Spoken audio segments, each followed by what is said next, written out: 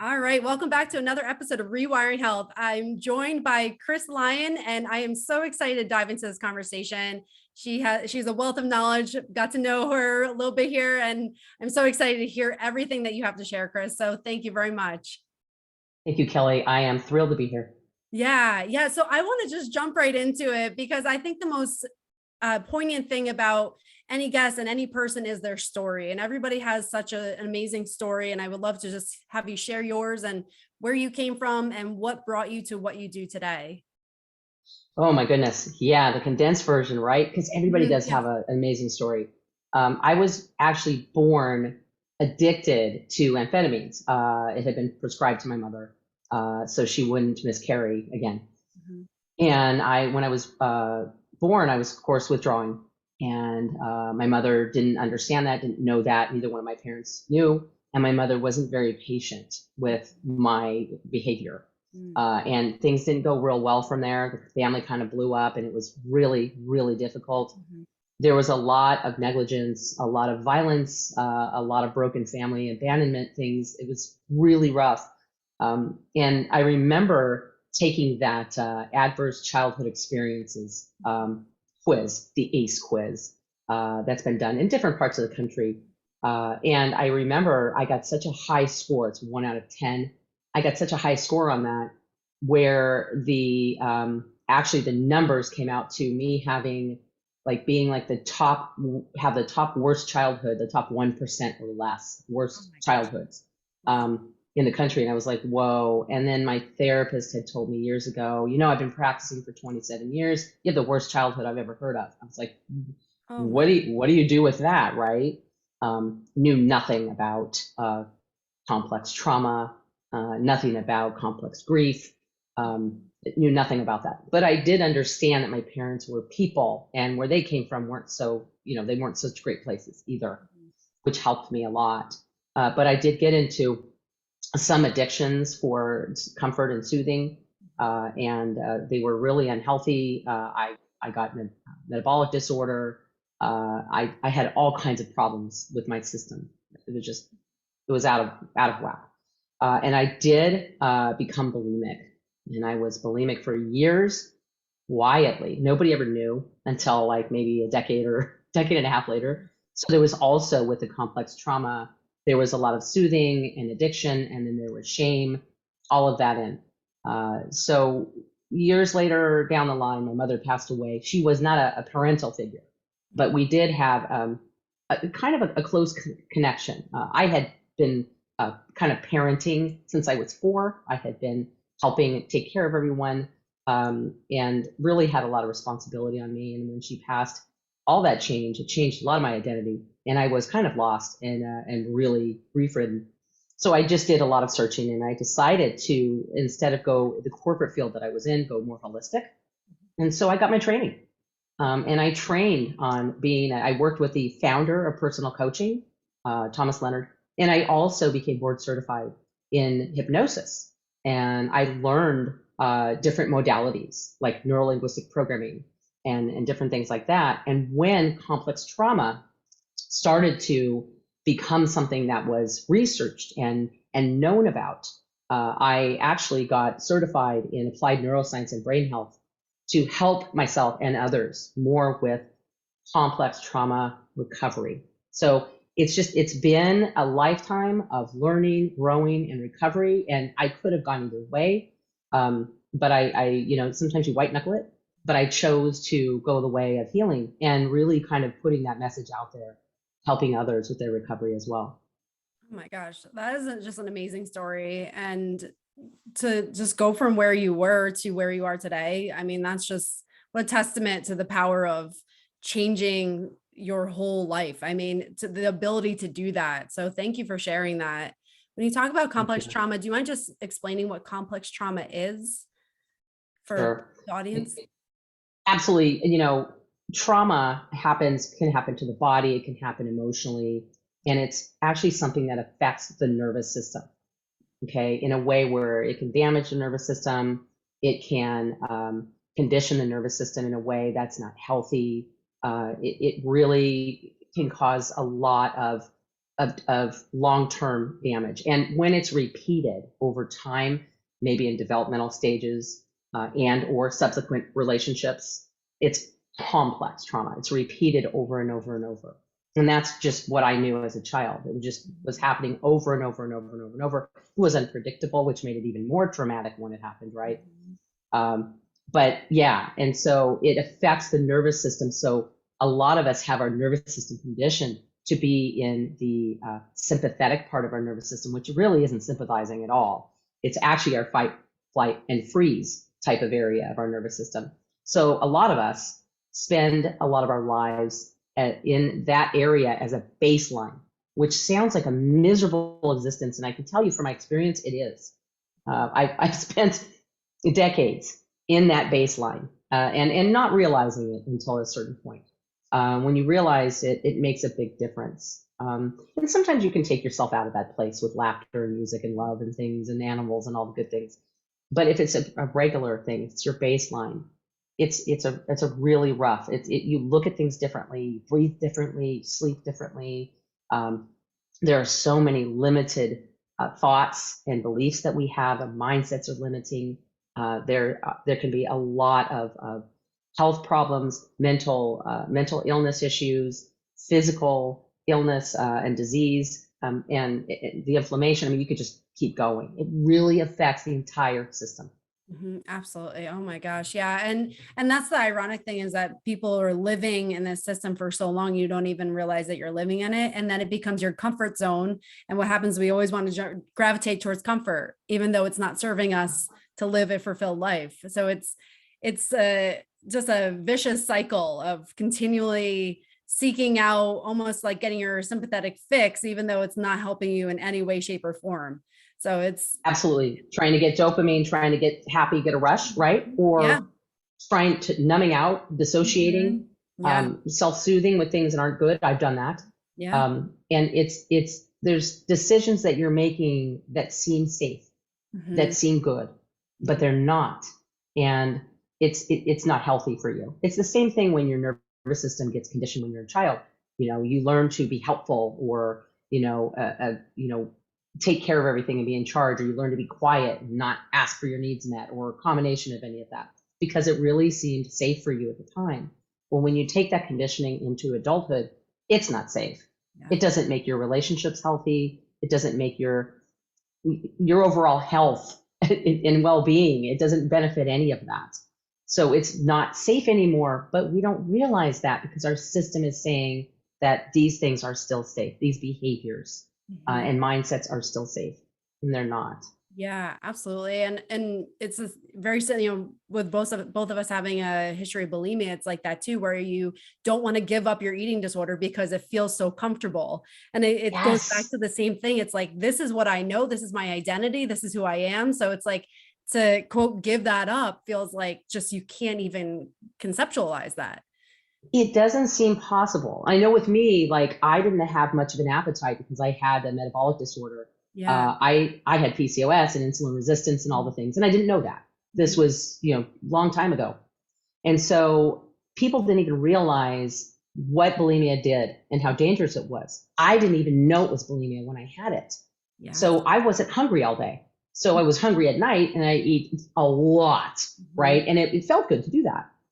And then, oh no, I felt awful after that. So this cycle just kept going over and over and over. And I'd want to stop, but it just felt too comforting. It felt too normal for me.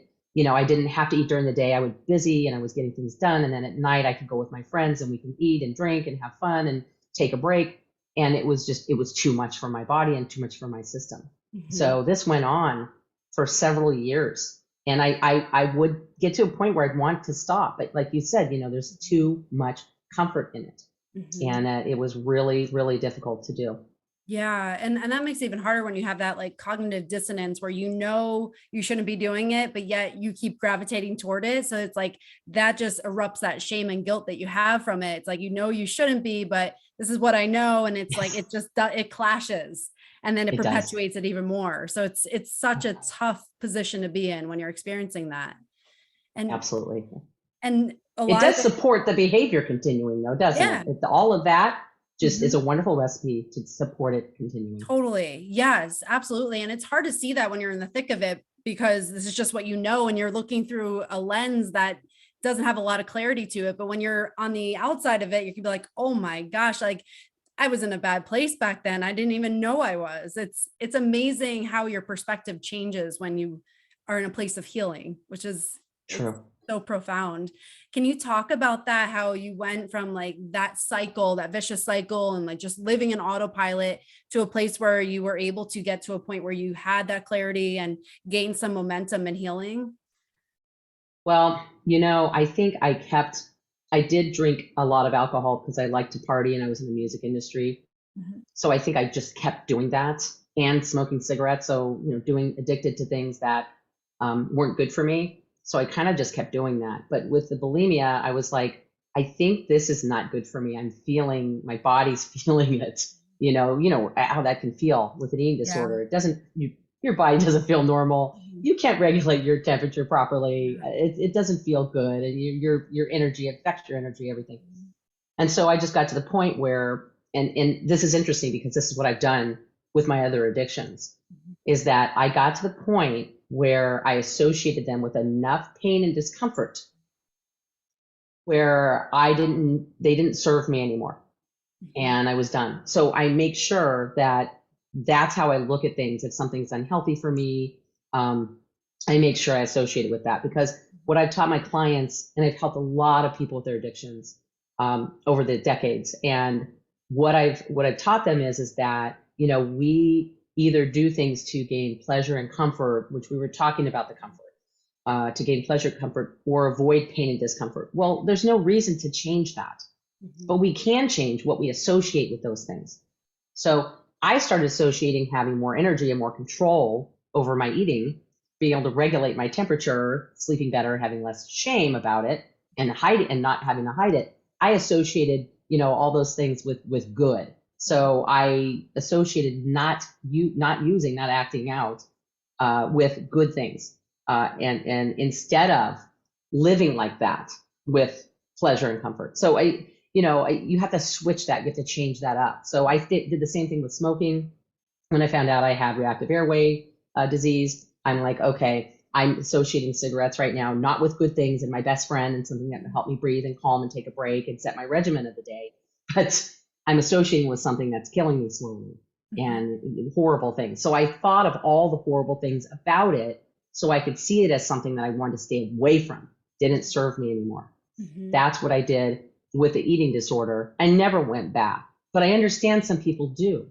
Mhm. It just depends, what your history is, what your state of mind is, what your, stress levels are, what's going on in your life. Totally get it. Mhm. But, people need to understand that either way, no matter what's going on, you can heal. You can heal and you can recover. You really can. There's no shame in it, but we're always healing, Mhm. right? We're also, people don't realize, we're made to experience trauma. Mhm. We're made to experience that, and we're made to heal and recover from it. Mhm. And Absolutely. everyone's time is their own time. It's their own time. I got to the point where I was done, Mhm. and it took years. Yeah.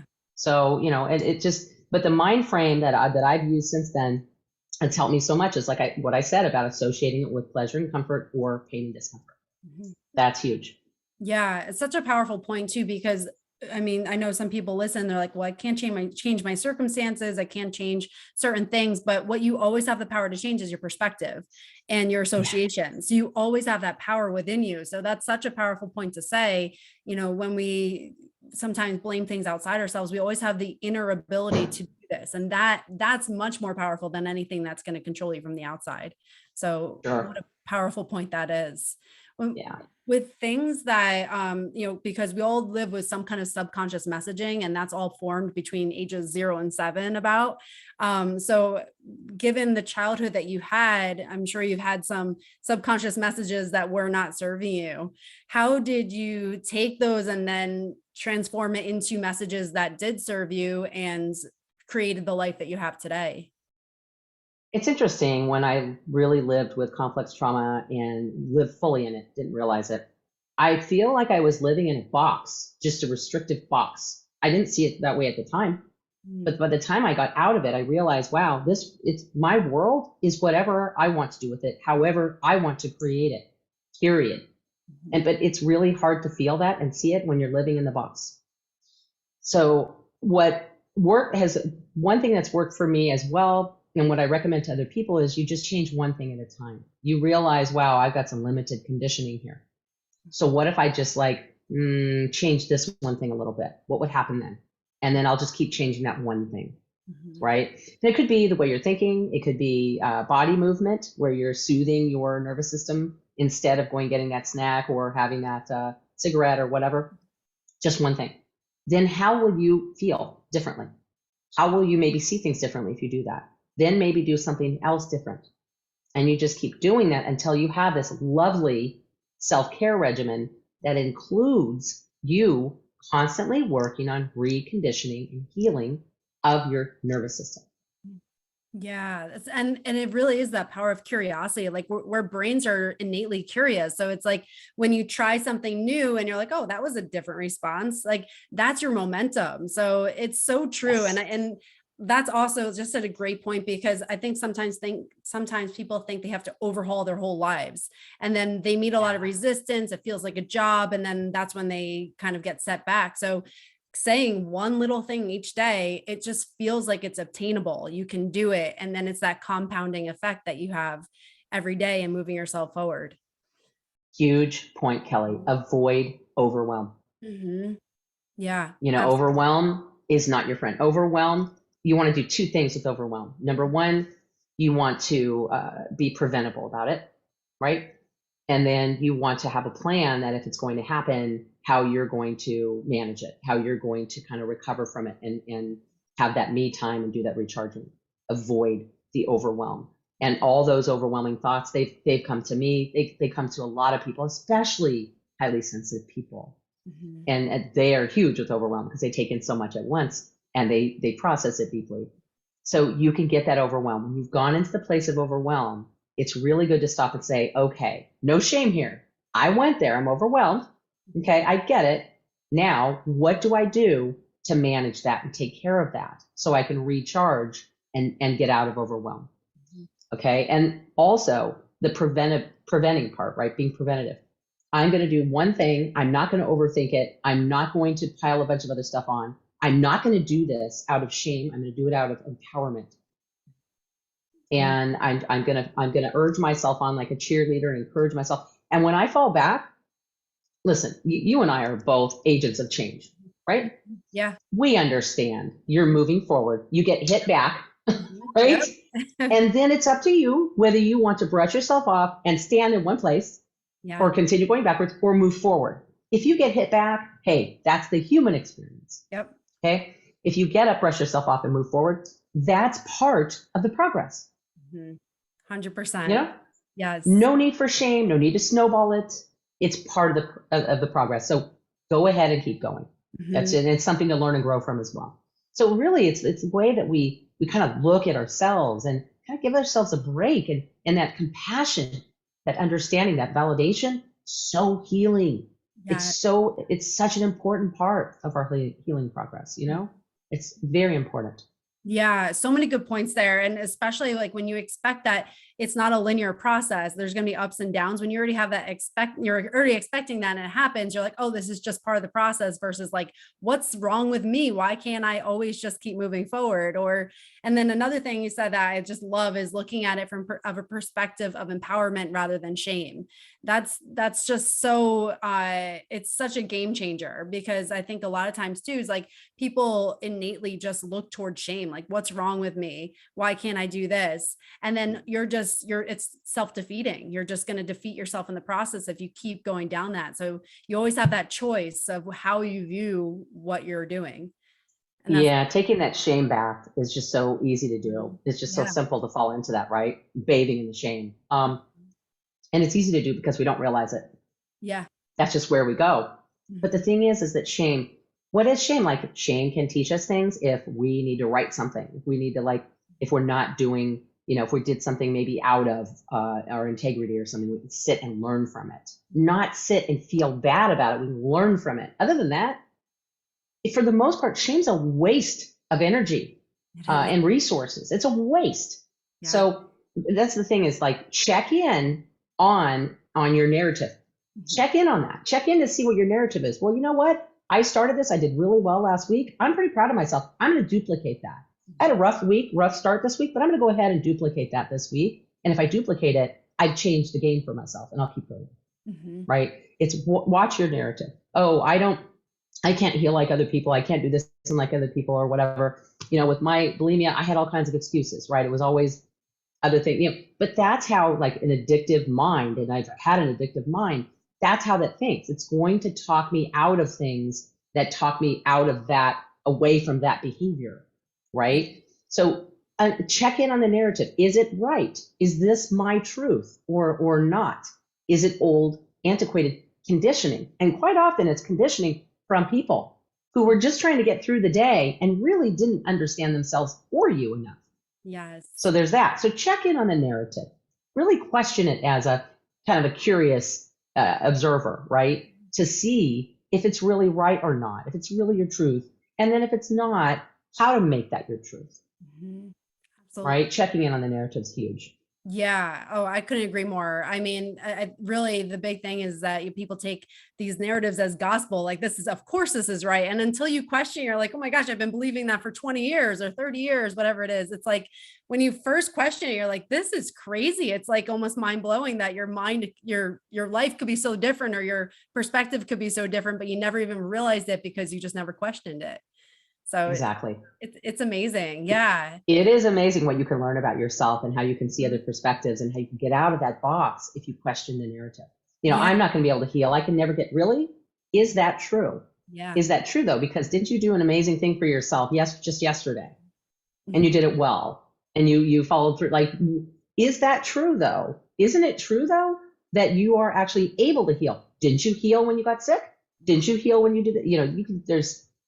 Just check in on these things to see if they're really true or not. Yeah, absolutely. Especially in healing, because we're moving into a place of the unknown. So it's uncomfortable. So your brain's always going to want to try to pull you back into it. And that's that voice of like, are you sure you want to do this? Or you could never heal. Like, it's a negative voice that tries to pull us back. So we have to constantly kind of lean into that discomfort to actually go anywhere. Yeah. If it feels uncomfortable, a lot of people with trauma are going to believe that it's not safe.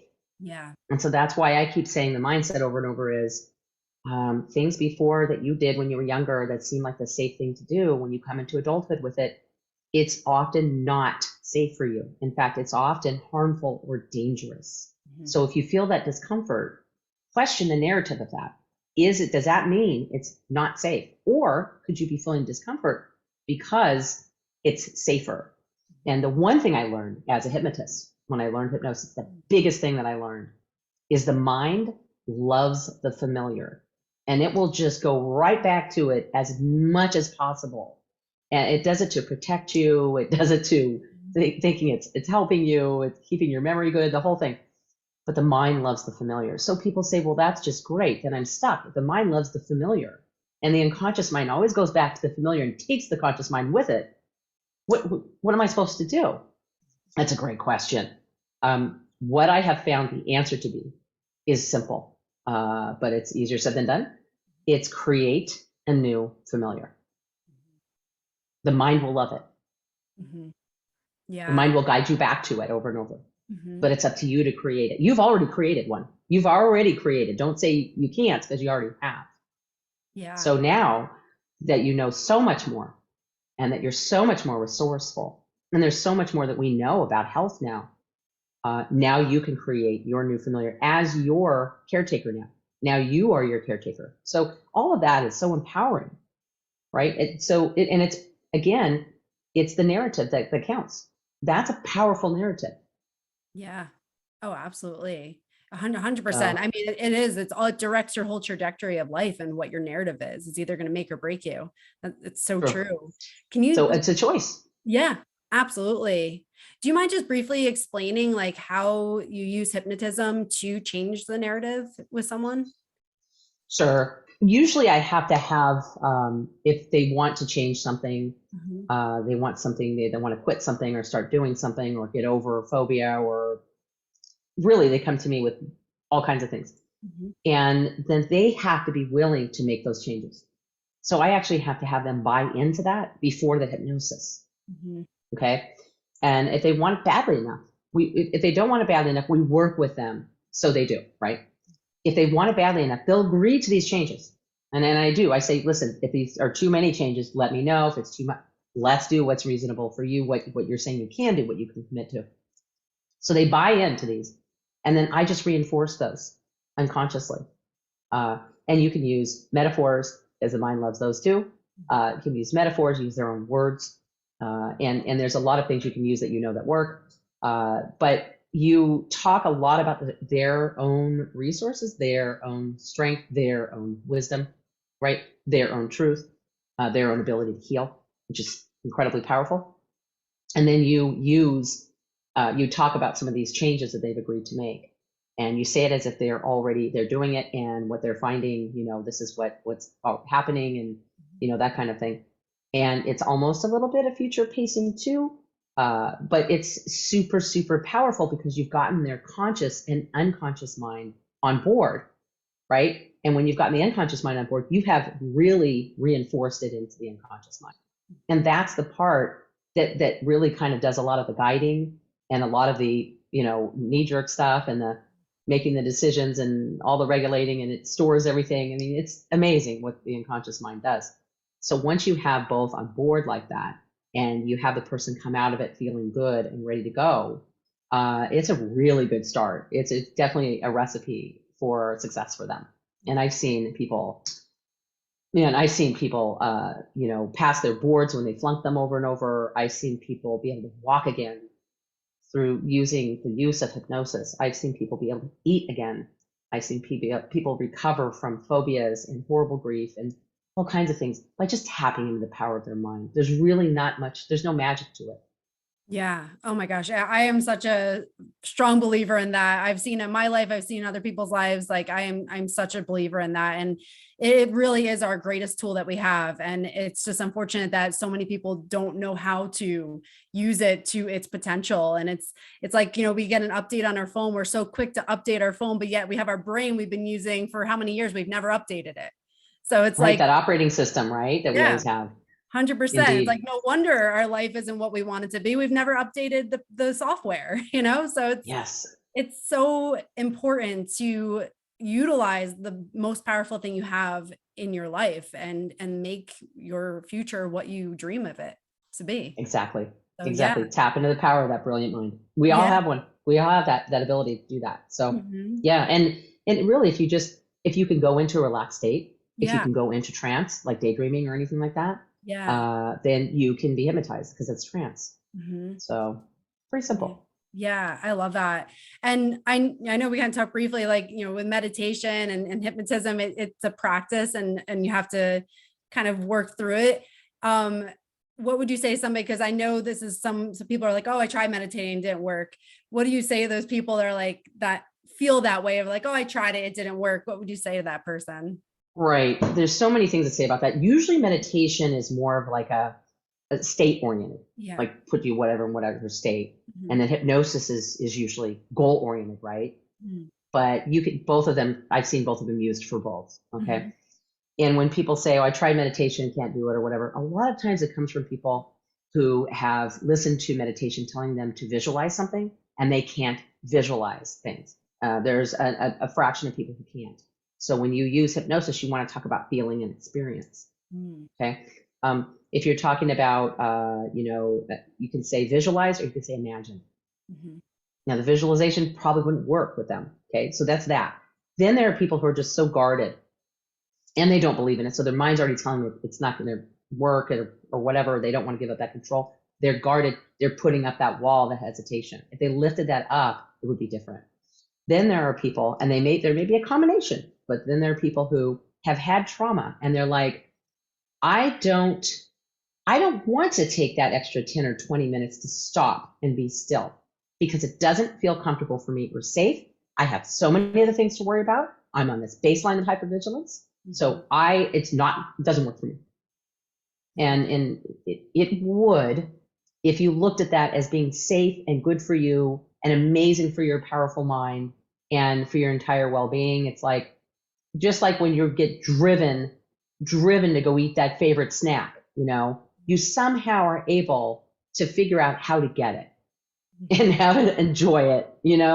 People find a way, but a lot of people don't feel safe stopping and taking a few moments. So when I do hypnosis, sometimes I just leave it to 10 minutes and I start by helping the body relax first and then go into it and don't take 20, 30, 40 minutes to do it. I know I don't prefer a 30 or 40 minute hypnosis myself. Yeah. So, and I even have like a 3-minute one that I give to people that come to my website. Just 3 minutes helps you be in a relaxed, calm state if you were in a hypervigilant or a state where you're, upset or overwhelmed. Helps calm you and tap into your wiser self. Just a real quick moment. So that's what I tell people. I say, well, consider you may be one of these 3 types of people or a combination, and also just take a brief time to work into it, like here and there, a few minutes here and there, and see what that does for you.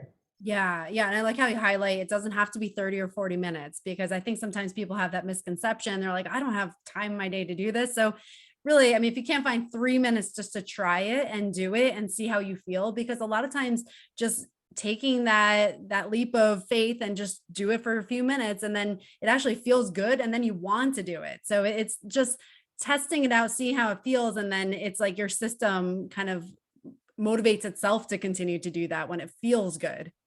Right. I mean, all the data that we have on just hypnosis or meditation, right? There's so much data showing that it helps with longevity. It helps with cognitive function. It helps you with overall health. It helps decrease inflammation. We could keep going, right? Just knowing that alone, even if there's no good effects right after immediately, just knowing that you continue to do it enough, like maybe for a month or so, a little bit here and there, to see how you're feeling then. Just that you're doing something that's good for you. And with hypnosis, there are no side effects, and it's non-invasive. It's non-toxic. I mean, come on. Yes. There's every reason to do it. And I've helped kids who've been bullied. First time hypnosis, feel great, helps them out. Awesome. They get it. If kids can do that, then adults can do that as well. People can stop, they can do the meditation, or they can do the hypnosis. They can do it knowing it's good for you. It's not going to hurt you. It's good for you. Just a little here and there at first.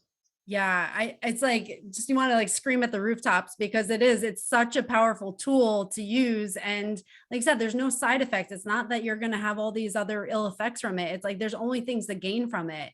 It's just, it may not be that. And even your point, it was a quick fix for that kid who was bullied. So it's not that you have to do it for 5 years before you notice a change. It's not like that. So, I mean, it's unfortunate that it's not so widely spoken about. I think it's more than it was, but I think it really, like, if more people did this, the world would be a better place. It really would be. I agree. And neuroscientists are saying even now that one of the main modalities that works with complex trauma is hypnosis. That's one of the main ones. And it's safe and it doesn't trigger you again. Good hypnotist is trained to avoid abreactions. I've never had a client that's had that in 23 years during hypnosis. And yes, some of the hypnosis does work. It starts working right away. Some of it's just the impact is immediate. And then some of it, they do it a number of times and they get better and better and better, and they're great. It doesn't take years or months. You're right. It's true.